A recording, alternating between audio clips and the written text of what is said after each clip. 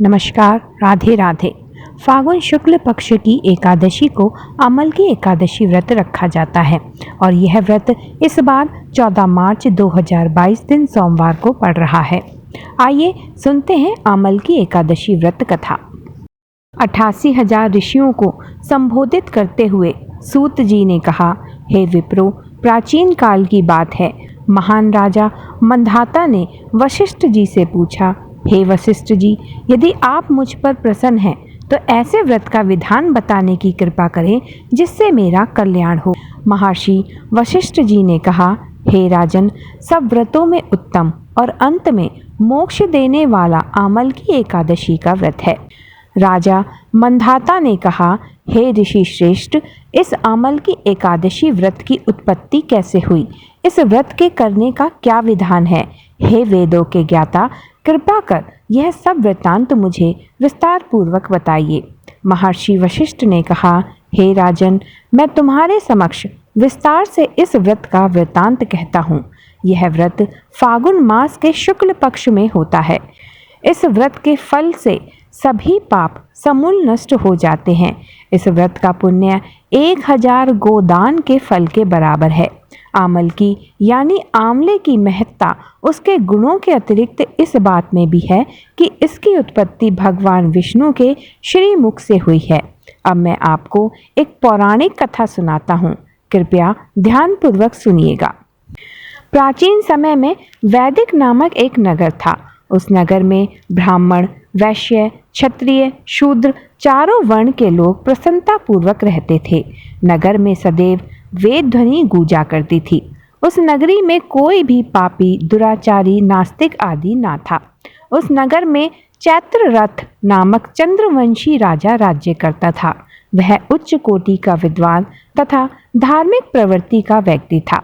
उसके राज्य में कोई भी गरीब ना था और ना ही कंजूस। उस राज्य के सभी लोग विष्णु भक्त थे। वहाँ के छोटे बड़े सभी निवासी प्रत्येक एकादशी का उपवास रखते थे। एक बार फागुन माह के शुक्ल पक्ष की अमल की नामक एकादशी आई। उस दिन राजा और प्रत्येक प्रजाजन, वृद्ध से बालक तक ने आनंद पूर्वक उस एकादशी को उपवास किया। राजा अपनी प्रजा के साथ मंदिर में आकर कलश स्थापित करके धूप, दीप, नैवेद्य, पंचरत्न, छत्र आदि से धात्री का पूजन करने लगे। वे सब धात्री की इस प्रकार स्तुति करने लगे, हे धात्री, आप ब्रह्मा स्वरूपा हैं। आप ब्रह्मा जी द्वारा उत्पन्न हो और सभी पापों को नष्ट करने वाली हो। आपको नमस्कार है। आप मेरा अर्घ्य स्वीकार करो। आप श्री रामचंद्र जी के द्वारा सम्मानित हैं। मैं आपसे प्रार्थना करता हूँ, मेरे सभी पापों का हरण करो। उस मंदिर में रात को सभी ने जागरण किया। रात के समय उस जगह एक बहेलिया आया। वह महापापी और दुराचारी था। अपने कुटुंब का पालन वह जीव हिंसा करके करता था। वह भूख और प्यास से अत्यंत व्याकुल था। कुष्ठ भोजन पाने की इच्छा में वह मंदिर के एक कोने में बैठ गया। उस जगह बैठकर वह भगवान विष्णु की कथा तथा एकादशी का महात्म्य सुनने लगा। इस प्रकार उस बहेलिये ने सारी रात अन्य लोगों के साथ जागरण कर व्यतीत की। प्रातःकाल सभी लोग अपने अपने निवास पर चले गए। इसी प्रकार वह बहेलिया भी अपने घर चला गया और वहां जाकर भोजन किया। कुछ समय बीतने के पश्चात उस बहेलिये की मृत्यु हो गई।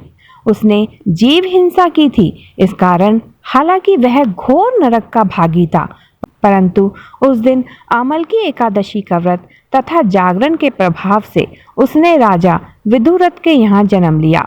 उसका नाम वसुरथ रखा गया। बड़ा होने पर वह चतुरांगनी सेना सहित तथा धान धन्य से युक्त होकर 10 सहस्त्र ग्रामों का संचालन करने लगा।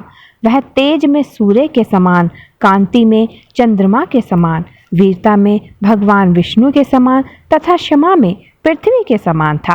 वह अत्यंत धार्मिक, सत्यवादी, कर्मवीर और विष्णु भक्त था। वह प्रजा का समान भाव से पालन करता था। दान देना उसका नित्य का कर्म था। एक बार राजा वसुरथ शिकार खेलने के लिए गया। देवयोग से वन में वह रास्ता भटक गया और दिशा का ज्ञान न होने के कारण उसी वन में एक वृक्ष के नीचे सो गया। कुछ समय पश्चात पहाड़ी डाकू वहां आए और राजा को अकेला देखकर मारो मारो चिल्लाते हुए राजा वसुरथ की ओर दौड़े।